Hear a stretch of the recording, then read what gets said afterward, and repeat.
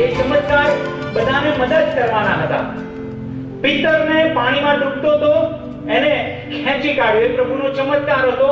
હોડી તરત જ કે છે પછી કિનારે આવી ગઈ. 5000 ને જમાડ્યા, એ ચમત્કાર હતો, એ આશીર્વાદનો ચમત્કાર હતો. પ્રભુ ઈસુના બધા જ ચમત્કાર જુઓ, એ સારા છે, આશીર્વાદને લગતા છે, પૂરું પાડવાને લગતા છે. પણ આ એક એવો ચમત્કાર છે જે અંજીરીમાં થયો, એ ખાલી શ્રાપનો ચમત્કાર છે, નુકસાનનો ચમત્કાર છે. બીજા બધા જે ચમત્કાર પ્રભુ ઈસુ કર્યા એ ફાયદાના, આશીર્વાદના ચમત્કાર હતા. પણ અંજીરીને ઈસુએ શ્રાપ આપ્યો અને અંજીરી સુકાઈ ગઈ. હવે જ્યારે અંજીરીની આપણે વાત કરીએ છીએ ત્યારે બાઇબલમાં સૌથી પહેલા અંજીરી નોંધવામાં આવી છે, અને તો ઉત્પત્તિના પુસ્તકમાં, કે જ્યારે આદમ ને હવાએ પાપ કર્યું ત્યારે એ લોકોએ જ્યારે પાપ કર્યું ને એમની આંખો ઉઘડી ગઈ ત્યારે સૌથી પહેલા એમણે જે કપડા પોતાને સારું બનાવ્યા એ કહે છે કે અંજીરીના પાત્રામાંથી, અંજીરીના પાંદડામાંથી એ લોકોએ પોતાને સારું કપડા બનાવેલા. અને કપડાથી પોતાનું નાગાપણું જે છે ઈશ્વરની સમજથી ઢાંકવાનો પ્રયત્ન કર્યો. પણ બાઇબલ કહે છે કે એ અંજીરી એ કહે છે પાપને ઢાંકી શકતી નથી, પાપને દૂર કરી શકતી નથી. જૂના કરારનો અભ્યાસ કરીએ તો અંજીરી એ ઇસ્રાએલ પ્રજાને ઉપમા આપવામાં આવી છે. ઇસ્રાએલ પ્રજાની જ્યારે પ્રભુ વાત કરે ત્યારે અંજીરીનો એને દ્રષ્ટાંત કહેવામાં આવ્યું છે, અંજીરી તરીકે એને માનવામાં આવ્યું છે, ઘણીવાર દ્રાક્ષવાણી તરીકે પણ માનવામાં આવ્યું છે. અને અત્યારે જ્યારે જોઈએ છે ત્યારે અંજીરી વિશે આપણે જાણીએ છીએ કે એ ઇસ્રાએલી પ્રજા છે. આ જે અંજીરીનું ચમત્કાર છે એ માથી અને માર્ક બે સુવાર્તામાં નોંધવામાં આવ્યું છે.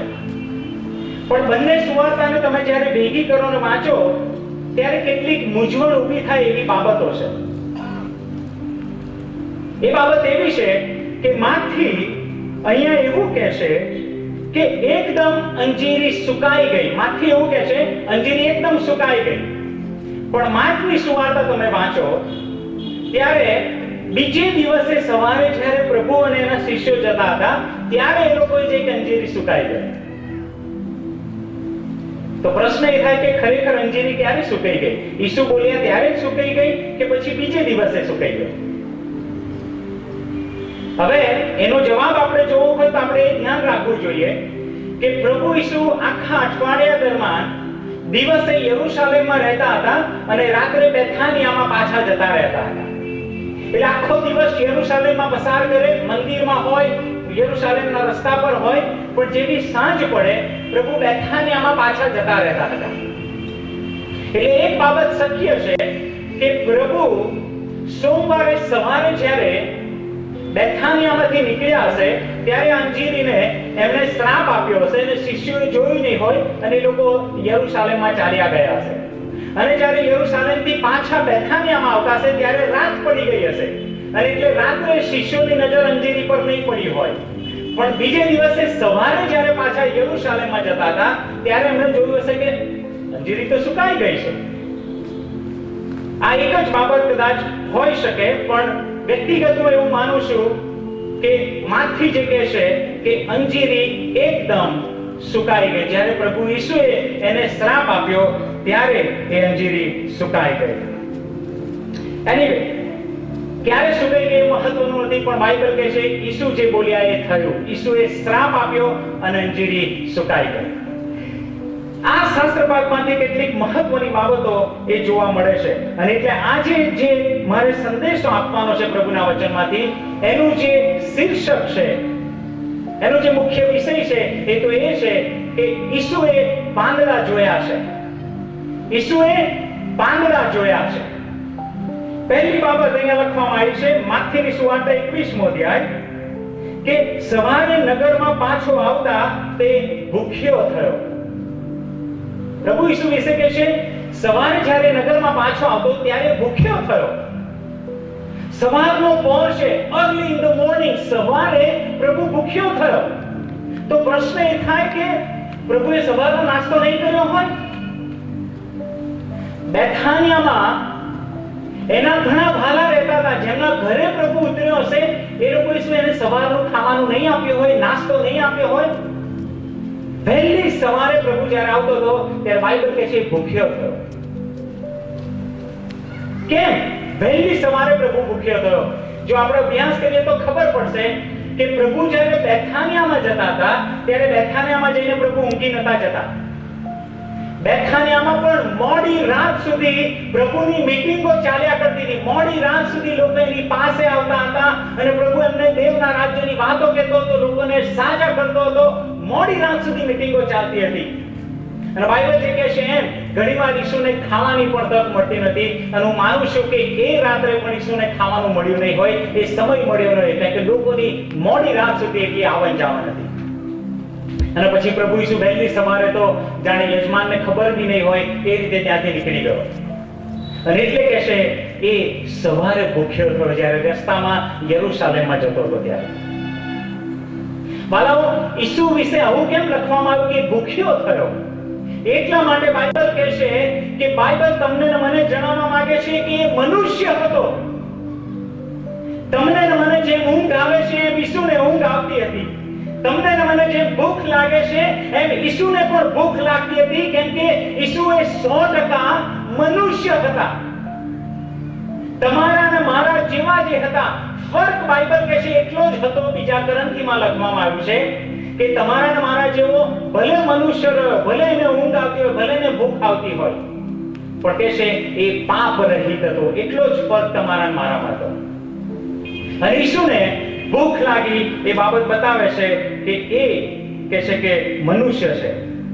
પણ જ્યારે એને ભૂખ લાગે છે ત્યારે વાલાઓને એક આમંત્રણ આવ્યું. જ્યારે ભૂખ લાગી એને ત્યારે ખાવાના માટે એક આમંત્રણ આવ્યું.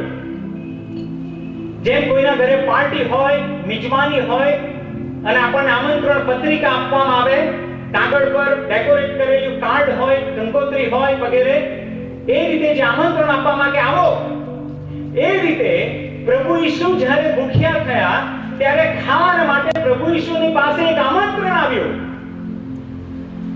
અને આમંત્રણ કોણે આપ્યું? તો કે અંજીરીએ પ્રભુને આમંત્રણ આપ્યું. એક દૂર કે છે અંજીરી હતી, એ અંજીરીએ ઈસુને આમંત્રણ આપ્યું કે ઈસુ આવો, તમને ભૂખ લાગી છે, મારા પર અંજીર થયા છે, તમે આવીને ખાઓ. બાળકો, બાઇબલ અહીંયા કહે છે રસ્તાની કોરે એક અંજીરી જોઈને તે તેની પાસે ગયો. ઝાડ ઘણા બધા હતા, પણ ઈસુ આ એક અંજીરી પાસે જ કેમ ગયા? ઘણા બધા ઝાડ ત્યાં હતા, ઘણી બધી અંજીરીઓ હશે, પણ ઈસુ આ અંજીરીની પાસે કેમ ગયા? કેમ કે આ અંજીરીએ ઈસુને આમંત્રણ આપેલું, બીજા ઝાડે આમંત્રણ નહોતું આપ્યું. બીજી અંજીરીઓએ પણ ઈસુને આમંત્રણ નહોતું આપ્યું. અને આમંત્રણ કઈ રીતે હતું? તો બાઇબલ કહે છે કે એને પાંદડા હતા, એને પાંદડા લાગેલા હતા.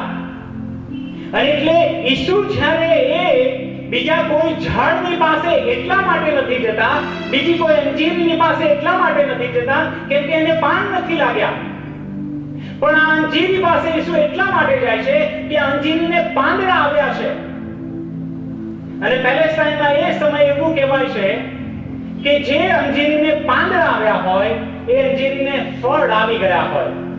એ અંજીરીનું ઝાડ એવું છે કે એને પહેલા ફળ આવે અને પછી પાંદડાની શરૂઆત થાય.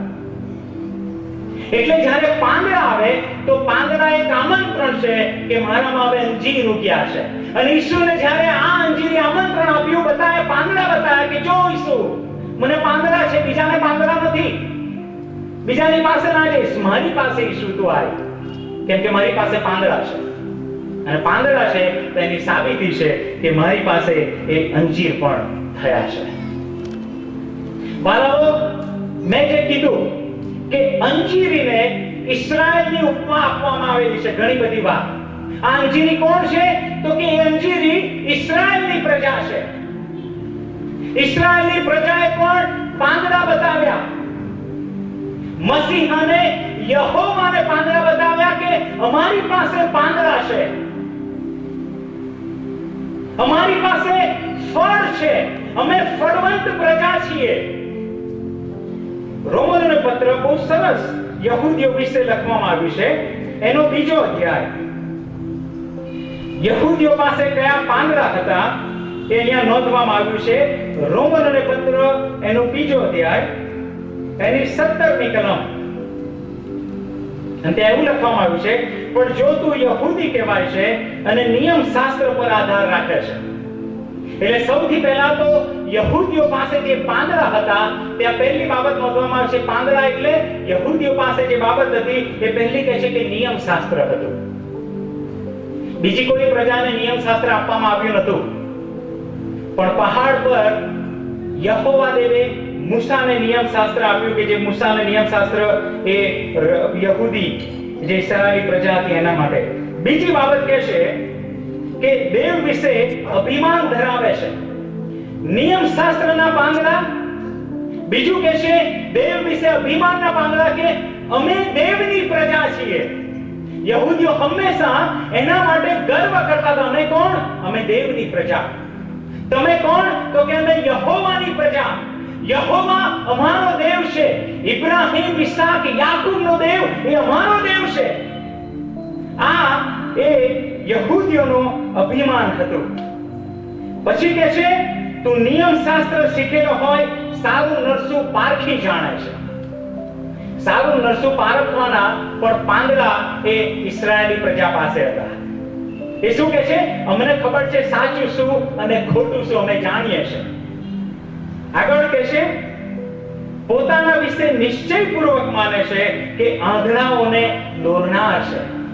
બીજી પ્રજા અંધારામાં રહે છે, પણ અમે કહે છે બીજાને દોરનાર છીએ. અંધકારમાં છે તેઓને પ્રકાશ આપનાર. બુદ્ધિહીનોનો શિક્ષક એ યહૂદી કહે છે હું છું. બાળકોનો ગુરુ તો હું છું. જ્ઞાનનું તથા સત્યનું સ્વરૂપ નિયમ શાસ્ત્ર પ્રમાણે અમને પ્રાપ્ત થયું છે. યહૂદીઓ જે માનતા હતા કે અમે પાંદડાથી ભરપૂર છીએ, લીલોતરી વાળા લોકો છીએ. વાલાઓ, આ જે અંજીરી જે ઈસુને આમંત્રણ આપે છે કે ઈસુ અમે હું ફળવંત છું, એ જ રીતે યહૂદીઓ પણ યહોવાને આમંત્રણ આપે છે કે યહોવા જેવો અમે ફળવંત છીએ.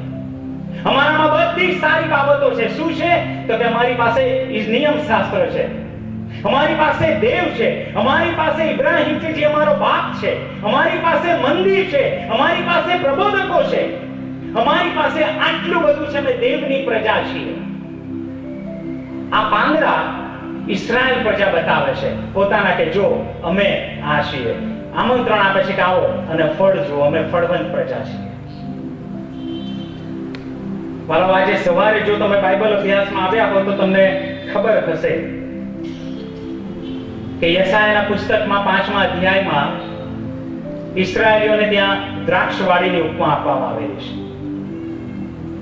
અને ત્યાં ઈશ્વરે દ્રાક્ષવાડી માટે બધું જ કર્યું, ઇસ્રાયેલ પ્રજા માટે બધું જ કર્યું. એ ત્યાં બાબતો નોંધવામાં આવી છે.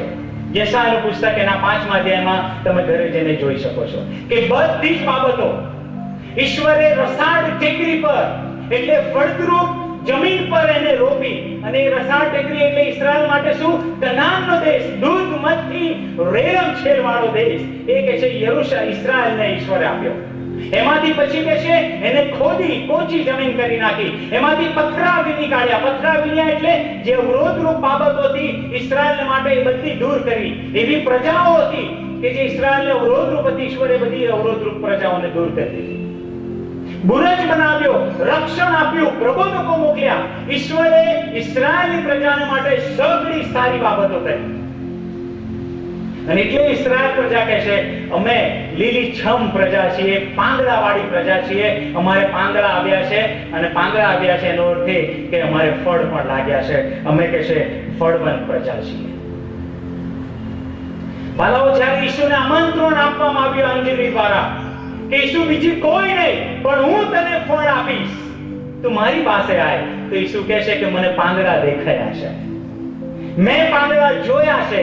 અને પછી પ્રભુ ઈસુ કહે છે કે એ અંજીરીની પાસે દોડી જાય છે કેમ કે એને ભૂખ લાગી છે. બરોબર, ઈસુએ વિચાર્યું નહીં હોય કે એના શિષ્યોનું રિએક્શન શું આવશે. પ્રભુ ઈસુ આ અંજીરી સાથે જે વાતનો વ્યવહાર કરશે એના વિશે. પણ જ્યારે પ્રભુ ઈસુ અંજીરીની પાસે જાય છે ત્યારે પ્રભુએ એ અંજીરીને બહુ અજાયબ બાબત કીધી કે જ્યારે નજીક ગયા ત્યારે કહે છે કે પાત્રા સિવાય એને બીજું કંઈ મળ્યું નહીં. ખાલી પાત્રા જ દેખાયા, બીજું કંઈ મળ્યું નહીં, ફળ મળ્યું નહીં. કેમ આવું થયું? અંજીરીને તો પહેલા ફળ આવવા જોઈએ, પછી પાંદડા આવવા જોઈએ. તો ફળ ક્યાં ગયા? આમંત્રણ આપ્યું કે આવો ઈસુ ખાઓ, અને ઈસુ જ્યારે આવે છે અંજીરીની પાસે ત્યારે કહે છે કોઈ ફળ એને મળ્યું નહીં. ઈસુ કહે છે એ ઇઝરાયલ સાંભળ, તું કહે છે તારી પાસે પાંદડા છે, તું કહે છે મારી પાસે દેવ છે, સાચો ઈશ્વર છે, મારી પાસે નિયમ શાસ્ત્ર છે, સારું નરસું હું જાણું છું, અંધારામાં દોરનાર માટે હું પ્રકાશ છું, આંધળાને માટે દોરનાર માટે હું પ્રકાશ છું, મારી પાસે મંદિર છે, સુલેમાને બાંધેલું મંદિર છે, મારી પાસે પ્રબોધકો છે. આટલું બધું જો તારી પાસે હોય, પાંદડા હોય, તો ઈસુ કહે છે ફળ બતાય, ફળ બતાય. ક્યાં છે? જો આટલી બાબતો તને આપવામાં આવી હોય, આટલા બધા આશીર્વાદો તે મેળવ્યા હોય, તો પછી અમે ફળ આપવાનો વારો આવ્યો છે. ઇઝરાયલ, ફળ બતાય. તું મને ખબર છે ખાલી ઇઝરાયલ પ્રજા જ પાંદડાનો દાવો કરે છે એવું નહીં કે મારી પાસે પાંદડા છે, અમે લીલાછમ છીએ. પણ આપણે પણ આ દાવો કરીએ છીએ કે હું પણ લીલોછમ છું, મારે પાંદડા આવ્યા છે, હું પણ ફળવંત છું. આ ઇઝરાયલનું ગર્વ હતું, આત્મિક અભિમાન.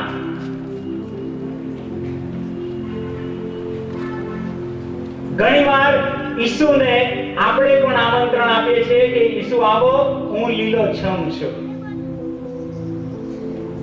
આપણે ઈસુને આમંત્રણ આપીએ છીએ કે પ્રભુ, એ અંજીરી જેમ આમંત્રણ આપે છે એમ આપણે પ્રભુને આમંત્રણ આપે છે. કઈ રીતે આમંત્રણ આપીએ છીએ? જ્યારે આપણે કહીએ છીએ કે મારા પડોશી કરતા હું સારો છું, ત્યારે પ્રભુને કહે છે કે પ્રભુ મને પાંદડા આવ્યા છે, સારા પણ આવ્યા. પ્રભુ પેલાના જેવો નથી, હું સારો છું, મને પાંદડા આવ્યા છે. ઈસુને પાંદડા દેખાય છે તમારા અને મારા, કે તું કહે છે કે સારો છે તારા પડોશી કરતા, તારી બહેનપણી કરતા તારા વિચાર સારા છે, ઊંચા છે. ઈસુને એના પાંદડા દેખાય છે તમારા. આપણે ઘણીવાર ગર્વ કરીએ છીએ જેમ યહૂદીઓ પાંદડા બતાવે છે એમ, કે અમે જીવતા ઈશ્વરની પ્રજા છીએ. ઈસુ જે મસીહ છે એ અમારો એ મુક્તિદાતા છે, અમે બચી ગયેલી પ્રજા છીએ. અમારી પાસે મોટી મંડળી છે, હું મોટી મંડળીનો સભાસદ છું, હું દર રવિવારે એ મંડળીમાં જઉં છું, પ્રાર્થના મીટિંગમાં હું જઉં છું, બાઇબલ હું રોજ વાંચું છું, એક વર્ષે એકવાર બાઇબલ હું પૂરું કરું છું. આ બધી જે બાબતો છે બનાવો એ આપણા પાંદડા છે. ઈશ્વરે તમને ને મને આ સુવિધાઓ આપી છે, સરસ પ્રભુ મંદિર આપ્યું છે, સરસ મંડળી આપી છે, સેવકો અત્યાર સુધી આપ્યા છે, આ સંગતો આપી છે. એ બધું શું બતાવે છે? કે ઈશ્વરે અંજીરીને માટે સગળી સારી બાબતો કરી છે. તમને ને મને ઈશ્વરે પાંદડા આપ્યા છે. કેમ કે તમે એવું દાવો કરીએ છે કે આ મારું છે, આ પાંદડા છે, તો પછી પ્રભુ એ પાંદડા જોઈને તમારી મારી નજીક આવે છે. જો આપણે કહીએ કે હું સારો છું, હું સારું જીવન જીવું છું, તો ઈસુ કહે છે કે ઓકે, હું તારી પાસે આવું છું, મારા ફળ જોવા છે. પ્રેરિતોના કૃત્યોમાં આવીએ,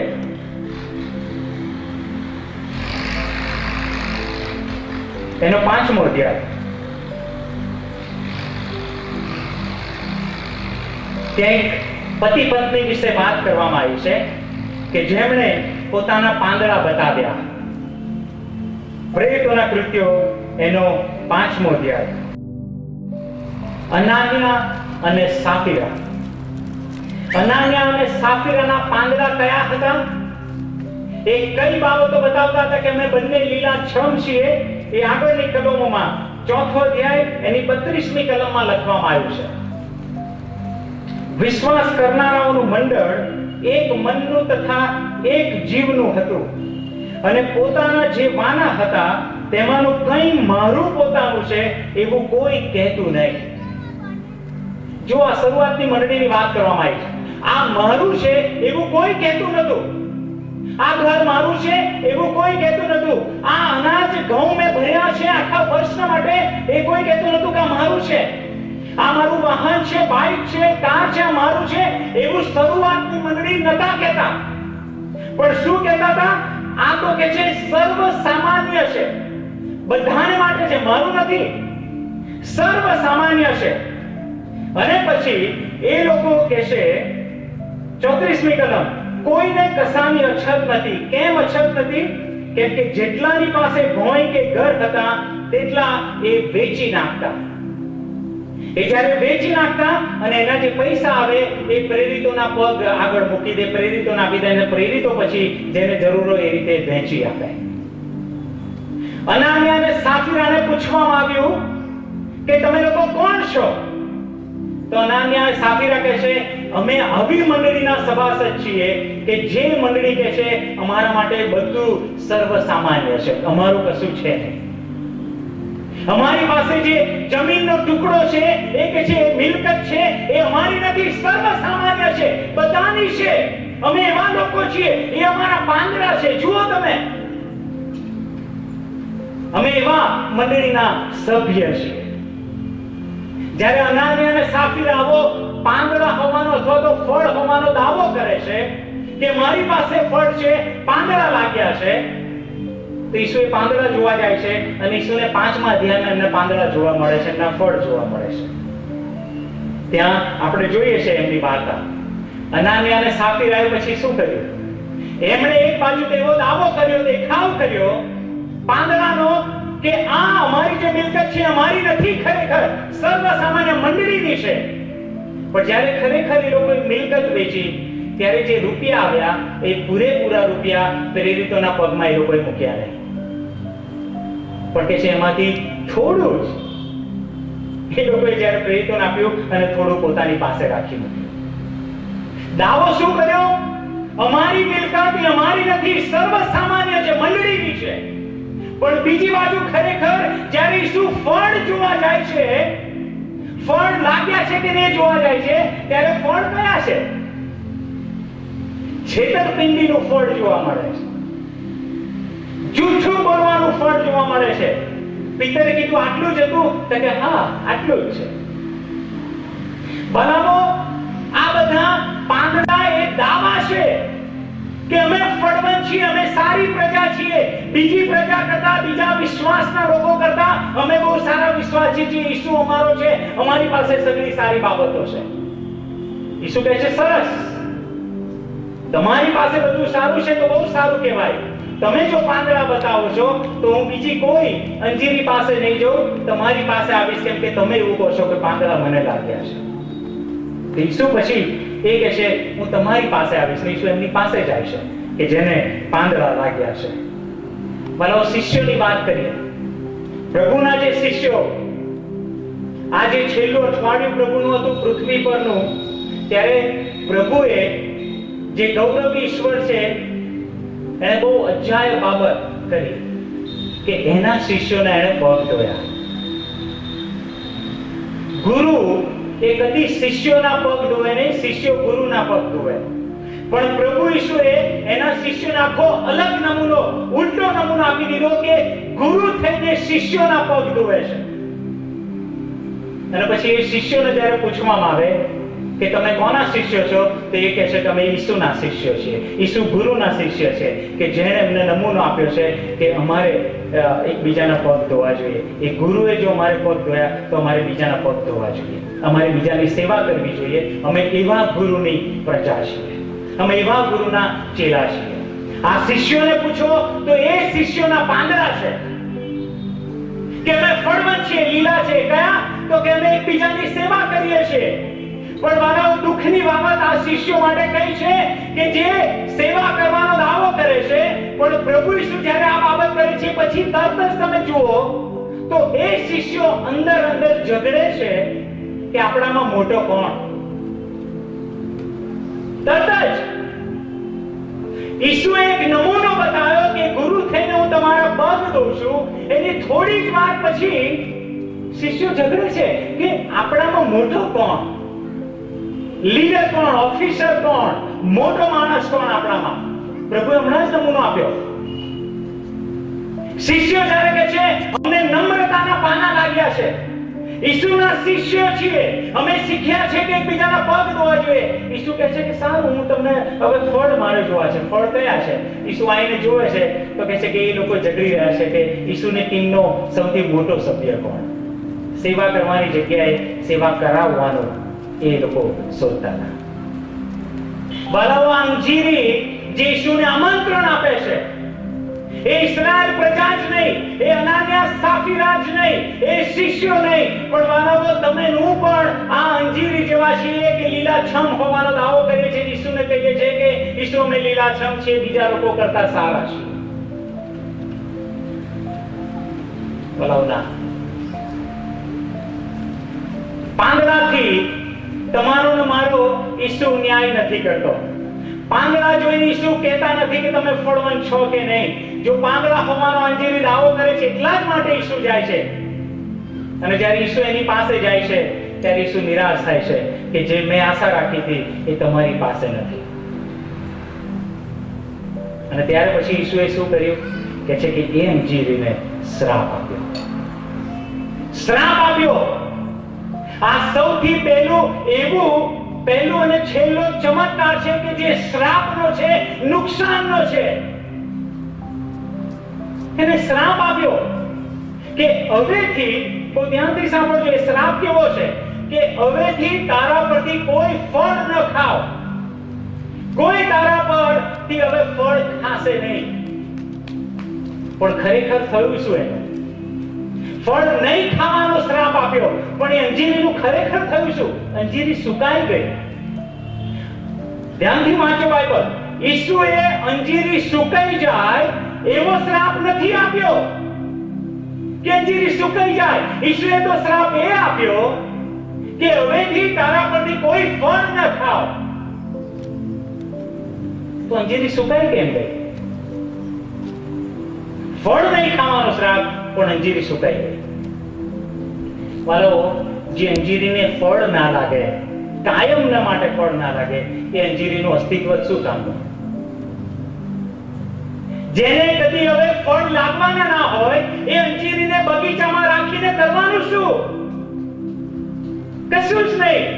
એટલે એને કહે છે બાળી નાખવામાં આવી. અને બાઇબલ કહે છે એને મૂળથી બળેલી એના શિષ્યોએ જોઈ, ઉપરથી નીચે સુધી એનો નાશ કરી નાખવામાં આવ્યો.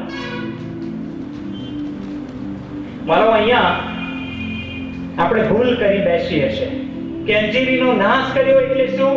કે ઈશ્વર તમને મને સ્વર્ગમાં નહીં લે.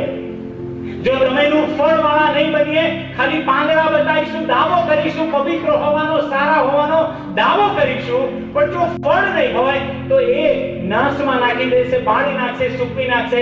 એનો અર્થ એ કે નર્કમાં લઈ જશે. ભલાવના આ જે ઘટના બની છે એ સ્વર્ગ કે નર્કની નથી. સ્વર્ગ નર્કમાં જવા માટે ફળની જરૂરત નથી કે તમે ફળ ઉપજાવો તો તમે સ્વર્ગમાં જશો. ના, ઈસુ જે યરુશાલેમમાં આવ્યા અને ઈસુએ જે વધસ્તંભ ઉચક્યો એ એટલા જ માટે ઉચક્યો કે તમારે મારે એ ફળ ઉપજાવવા ના પડે. અને ઇનફેક્ટ બાઇબલ તો એવું કહે છે કે તમે એવી કોઈ લાયકાત તમારી મારી નથી કે સ્વર્ગમાં જવા માટે ફળ ઉપજાવી શકીએ. પૃથ્વી પર એક પણ માણસ એવું નથી કે પોતે સ્વર્ગમાં જવા માટે ફળ ઉપજાવી શકે. બાઇબલ કહે છે સગડા અધૂરા છે. તમારા મારા કામ કદી એવા થઈ શકે નહીં કે તમે સ્વર્ગમાં પહોંચી જઈ શકીએ કામથી, ફળોથી. એટલે સ્વર્ગમાં જવા માટેના ફળ નથી, પણ જે સ્વર્ગમાં જવાનો દાવો કરે છે એના પ્રગટીકરણના ફળ છે. કે હું જો દાવો કરતો હું સ્વર્ગમાં જઈશ તો પ્રભુ કહે છે તો પછી ફળથી બતાવી કે તું સ્વર્ગમાં જવાનો છે. એટલે આને તારણ વિશે, નર્ક કે સ્વર્ગ વિશે તમે માનતા નહીં કે નર્ક એને નાખી દેવામાં આવી અંજીરીને, એટલે એવા લોકોને પ્રભુ નર્કમાં નાખી દેશે, એ લોકો બળતા રહેશે. ના, પ્રભુ શું કહેવા માંગે છે કે અત્યાર સુધી તું લોકોને જો ફળ આપતો હતો, અંજીરી આપતો હતો, પણ હવે પછી તારા પર કદી ફળ નહીં લાગે. એનો અર્થ એ કે બીજા માટે અત્યાર સુધી તારો ઉપયોગ કરતો હતો, હવે પછી તારો ઉપયોગ નહીં કરું. અત્યાર સુધી તારું જીવન ઈશ્વરના રાજ્યમાં વપરાતું હતું, પણ હવે પછી તારો ઉપયોગ ઈશ્વરના રાજ્ય માટે નહીં થાય. પાઉલ આ બાબત સમજાવવા માટે બહુ સરસ ઉદાહરણ તિમોથીના પત્રમાં આપે છે. અને જો બાઇબલ છે તો પ્લીઝ તિમોથીનો પત્ર તમે ખોલજો. એનો બીજો અધ્યાય, બીજો તિમોથી એનો બીજો અધ્યાય 210 પાન નંબર છે. અને ત્યાં 20 અને 21મી કલમમાં આ બાબત બહુ સ્પષ્ટ કરવામાં આવી છે. બીજો તિમોથી બીજો અધ્યાય એની 20 અને 21 કલમ. પણ મોટા ઘરમાં કેવળ સોના રૂપાના જ પાત્ર નહીં, પણ લાકડાના તથા માટીના પાત્રો પણ હોય છે. એઓમાંના કેટલાક ઉત્તમ કાર્યના માટે ને કેટલાક હલકા કાર્યના માટે હોય છે. એ ઘરની વાત કરે છે, કદાચ રસોડાની વાત કરે છે કે રસોડામાં અલગ અલગ પ્રકારના પાત્રો હોય છે. અમુક સારા ઉપયોગી પાત્ર, ઓનરેબલ માનવંત પાત્ર સારા કામમાં ઉપયોગી થાય. અમુક પાત્રો એવા છે કે ખરાબ કામમાં ઉપયોગી થાય. ઉદાહરણ તરીકે ગેસ્ટ આવ્યા હોય, મહેમાન આવ્યા હોય, તેમને ખાવાનું પીરસવા માટે સરસ થાળી આપવામાં આવે, થાળીનું પાત્ર. પણ એ થાળીમાંથી કચરો જ્યારે ખાવાનું વધે ત્યારે એ જાય વધેલું એ ડસ્ટબિનમાં જાય, કચરાની પેટી, એ કચરા પેટી. થાળી એ ઉપયોગી પાત્ર છે, કચરું એ કચરાની પેટી એ હલકું ગણાય છે. એ રીતે પાઉલ અહીંયા કહે છે કે આ ઘરમાં ઉત્તમ કાર્યોને માટે અને હલકા કાર્યોને માટે આવા પાત્રો છે. એ માટે 21મી કલમ, એ માટે જો કોઈ પાછલાથી પોતાને દૂર રાખીને શુદ્ધ રહે તો તે ઉત્તમ કાર્યને સારું પવિત્ર કરેલું, સ્વામીને ઉપયોગી તથા સર્વ સારા કામને માટે તૈયાર કરેલું પાત્ર થશે. સ્વામીને ઉપયોગી પાત્ર એ થશે. કોણ થશે? કે જે ફળ ઉપજાવે છે, એ જે ફળ નથી ઉપજાવતા એ કેવું પાત્ર છે? એ નકામું પાત્ર છે. એને મૂકી દો સાઈડ પર. ઈશ્વર એનું રાજ્ય જ્યારે બાંધી રહ્યા છે ત્યારે તમારો મારો ઉપયોગ કરવા માંગે છે. વાલો, તમને ને મને ફળ આપવા માંગે છે કે તમેનું ફળ ઉપજાવીએ કે જેથી ઈશ્વર વધુ ને વધુ તમારો મારો ઉપયોગ કરે. પણ જ્યારે તમેનું ફળ વગરના બનીએ છીએ, ખાલી દાવો કરનારા બનીએ છીએ, ફળ આપતા નથી, પાંદડા બતાવીએ છીએ પણ ખરેખર અંજીર બતાવતા નથી, તો એવાને ઈશ્વર સાઈડ પર મૂકી દે છે મંડળીમાં. એવાને ઈશ્વર આગળ નહીં બતાવતા. એની જગ્યાએ જે નાનું કામ કરતું હોય પણ ફળ બતાવતું હોય, એવાને ઈશ્વર એક દિવસ આગળ કરે છે, એના રાજ્યમાં આગળ કરે છે. અને એટલે જ પ્રભુ વિશે બહુ મોટું રહસ્ય ખોલ્યું એના સ્વર્ગના રાજ્યનું, કે મારા રાજ્યમાં જે નાનો છે એ મોટો છે, અને અહીંયા જે મોટો છે એ ત્યાં નાનો છે. ભલે તમે નાના ફળ બતાવતા કે મને બહુ નહીં આવડતું, ઈશ્વરના રાજ્યમાં એટલો બધો ઉપયોગી નથી, કશો વાંધો નહીં, પણ ફળ તો બતાવો છો. ઈશ્વરને એ જ જોઈએ છે. આ અંજીરી જેવું નહીં કે જે ગ્રીન એકદમ લીલુંછમ પોતાને બતાવે અને કોઈ નજીક જાય તો એમાં કહે છે કે કોઈ પણ પ્રકારનું ફળ ના મળે. એમાં નહીં. ભલે કશું ના હોય, એક કે બે અંજીર હોય, ઈસુને એક અંજીરથી પણ એની ભૂખ મટે છે. વાલાઓ, એક અંજીર તમારા મારા જીવનમાં જોવા માંગે છે, એ પ્રભુ ફળ જોવા માંગે છે કે જેથી તમે ઈસુના માટે ઉપયોગી પાત્ર બનીએ. વાલાઓ, આ જે ચમત્કાર છે એ ઇસ્રાએલ પ્રજાને માટે શ્રાપનો અથવા તો ચેતવણીનો ચમત્કાર છે. પણ વાલા, હું તમને કહું કે તમારા મારા માટે આ તો એક આનંદનો એ ચમત્કાર બની ગયો, એક ઉત્તેજનનો ચમત્કાર બની ગયો. કઈ રીતે ઉત્તેજન? આ તો શ્રાપની વાત છે. કઈ રીતે ઉત્તેજન? ઉત્તેજન એ છે વાલાઓ કે હજુ સમય પાકી ગયો નથી. હજુ સમય પાકી ગયો નથી. હજુ વાર છે. ઈશ્વર ફળ શોધી રહ્યા છે, પણ હજુ શ્રાપના શબ્દો ઉચ્ચારવાની વાત છે. હજુ એ ફળ શોધી રહ્યા છે. તમારા અને મારા માટે બહુ આનંદના સમાચાર છે. બાબાઓ, તમે જો નિરાશ હો કે મારો ઉપયોગ ઈશ્વરના રાજ્યમાં થતો નથી, તો ચિંતા ના કરશો. હજુ સમય તમારી અને મારી માટે છે. અને એ સમય લુકની સુવાર્તામાં પ્રભુએ તમારા મારા માટે લખ્યો છે. લુકની સુવાર્તા એનો 13મો અધ્યાય. ભલો બહુ ઉત્તેજનના શબ્દો તમારા અને મારા માટે અહીંયા લખવામાં આવ્યા છે. લુક 13મો અધ્યાય એની 6ઠી કલમ.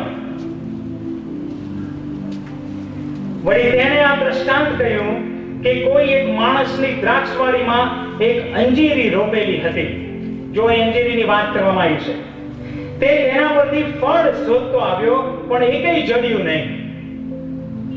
જેમ ઈસુ શોધતા ગયા અંજીરીની પાસે, એકેય ના જડ્યું. એ રીતે કે છે અહીંયા એકેય જડ્યું નહીં. 7મી કલમ. ત્યારે તેણે દ્રાક્ષવાડીના માળીને કહ્યું કે જો આ 3 વર્ષથી આ અંજીરી પરથી હું ફળ શોધતો આવ્યો છું અને એકેય જડતું નથી, તેને કાપી નાખ. તે વળી ભોંય કેમ નકામી રોકે છે? માલિકની ઈચ્છા એવી છે કે એને કાપી નાખો, પણ માળીની ઈચ્છા કેવી છે એ આગળ જોઈશું. પણ અત્યારે માલિક શું કહે છે? એને કાપી નાખો. કેમ કાપી નાખો? કેટલા વર્ષ રાહ જોઈ? 3 વર્ષ. કેમ 3 વર્ષ લખ્યું છે? આ તો એક દ્રષ્ટાંત છે. પ્રભુ ઈસુ દ્રષ્ટાંત આપે છે. તો પ્રભુ ઈસુએ 7 નંબર કેમ ના વાપર્યો કે જે સંપૂર્ણ નંબર છે બાઇબલમાં? એવું કેમ ના કીધું કે 7 વર્ષ સંપૂર્ણ મેં રાહ જોઈ અને છતાંય ફળ જોયા નહીં? કેમ 7 નંબર ના કીધું? અથવા તો 40 દિવસ, જે મૂસા 40 દિવસ હતા, પ્રભુએ 40 દિવસ ઉપવાસ કર્યા વગેરે વગેરે. તો 40 દિવસ અથવા તો 40 વર્ષ મેં રાહ જોઈ, એવું કેમ ના લખ્યું? પણ એવું કેમ કે છે કે 3 વર્ષ આ અંજીરી ફળ આપે એના માટે મેં રાહ જોઈ? કેમ 3 વર્ષ? અંજીરી એ ઇસ્રાએલ પ્રજા છે અને જે 3 વર્ષ છે એ ઈસુની સેવાના 3 વર્ષ છે. કે ઈસુ કહે છે 3 વર્ષ મેં અંજીરીને આપ્યા, 3 વર્ષ મેં અંજીરીની સેવા કરી, ઇસ્રાએલની સેવા કરી. કે ઇસ્રાએલને મેં ચમત્કાર બતાવ્યા કે જુઓ હું ઈસુ છું, હું મસીહા છું. 3 વર્ષ સુધી મેં એમને સાજાપણું આપ્યું. 3 વર્ષ સુધી એમને દેવના રાજ્યની વાતો મેં એમને કીધી. 3 વર્ષ ઇસ્રાએલને મેં કહે છે કે તક આપી કે મને એમના મસીહા તરીકે ઓળખે ને જાણે. 3 વર્ષ. પણ જ્યારે ઈસુ હવે યરૂશાલેમમાં પ્રવેશ કર્યા છે, 4 દિવસ પછી વધસ્તંભ પર ચડાવવાના છે, હજુ પણ એની પ્રજાએ એને ઓળખ્યો નહીં. હજુ પણ ઓળખ્યો નહીં. 3 વર્ષ ઈશ્વરે આ ઇસ્રાએલ પ્રજાને એ પેઢીને આપ્યા. અને એટલે કે છે કે 3 વર્ષ સુધી રાહ જોઈ પણ હજુ ફળ આપ્યા નથી. તો શું કરીએ? કાપી નાખો. એના ના કરી દો. હવે એનું કામ નથી. પણ પછી માળી શું કહે છે કે માલિક સાહેબ, તેને આ વર્ષ પણ રહેવા દે. એટલામાં હું તેની આસપાસ ખોદું ને ખાતર નાખું. જો ત્યાર પછી તેને ફળ ના આવે તો ઠીક, અને નહીં આવે તો ઠીક, અને નહીં આવે તો તેને કાપી નાખજે. માળી શું કહે છે? એને હજુ આ વર્ષ પણ રહેવા દે. 1 વર્ષનો ચાન્સ આપ, 1 વર્ષની તક આપ કે એટલામાં હું આસપાસ ખોદું ને ખાતર નાખું. હજુ એને વધારે પોષણ આપું, હજુ વધારે એને આપું. 1 જ વર્ષ. 3 વર્ષે રાહ જોઈ, તું આવ્યો, એ લોકોએ કબૂલ ના કર્યું, હજુ કે છે 1 વર્ષ રાહ જો. વલાઓ, તમારા અને મારા માટે આ આનંદના સમાચાર છે કે 1 વર્ષ જે છે એ તમને મને આપવામાં આવ્યું છે. એ પસ્તાવાનું વર્ષ, સ્વખોજનું વર્ષ, જે તમે ને મેં અત્યાર સુધી ફળ આપ્યા નથી એને શોધી કાઢવાનું વર્ષ ઈશ્વરે તમને મને આપ્યું છે. પ્રભુના નામને ધન્યવાદ હો કે એણે તમને મને સાઈડ પર મૂકી નથી દીધા એ કચરા પેટીની જેમ નકામું પાત્ર. પણ હજુ એ તક આપવા માંગે છે કે તમે એનું ઉપયોગી પાત્ર બનીએ. બાળકો, હજુ પણ 1 વર્ષ તમારા અને મારા માટે એક્સટેન્ડ કરવામાં આવ્યું છે, વધારી દેવામાં આવ્યું છે. પણ પછી ફળની આશા તો રાખે છે કે 1 વર્ષમાં હું ખાતર વધારે આપીશ, ખોદી કાઢીશ. ઈશ્વર કહે છે થોડા વધારે આશીર્વાદ આપીશું, પૈસા થોડા વધારે પૈસા, તબિયત થોડી વધારે તબિયત, બાળકોના આશીર્વાદ નોકરીનો આશીર્વાદ, બિઝનેસનો આશીર્વાદ હું આપીશ, થોડો વધારે આપીશ. કેમ? પ્રભુ કહેશે કે હું એક વર્ષ આપીશ, હજુ એમને તક આપીશ કે જેથી એ લોકો મારા માટે ફળ ઉપજાવે. ભલો આ કૃપાનો સમય તમને મને આપવામાં આવ્યો છે, આ આપી દેવામાં આવ્યું છે કે જો તમે ભરપૂર થાઓ એટલા માટે કે પછી તમે ફળ આપો. ખાલી પાંદડા નહીં, ઈશ્વરના આશીર્વાદો મેળવી લીધા છે, લીલાછમ થઈ ગયા છે. હવે મંડળી માટે સમય આવ્યો છે કે તમારે મારે આ ફળ ઈશ્વરને માટે ઉપજાવવાના છે. પ્રભુનો આભાર કે 3 વર્ષમાં તમને મને ખતમ કરવામાં ના આવ્યા, 1 વર્ષ તમને મને આપવામાં આવ્યો. આશીર્વાદ તમને આપશે. ઈસુને પાંદડા દેખાયા છે અને ઈસુ વધારે ફળ માટે આશીર્વાદ કરે.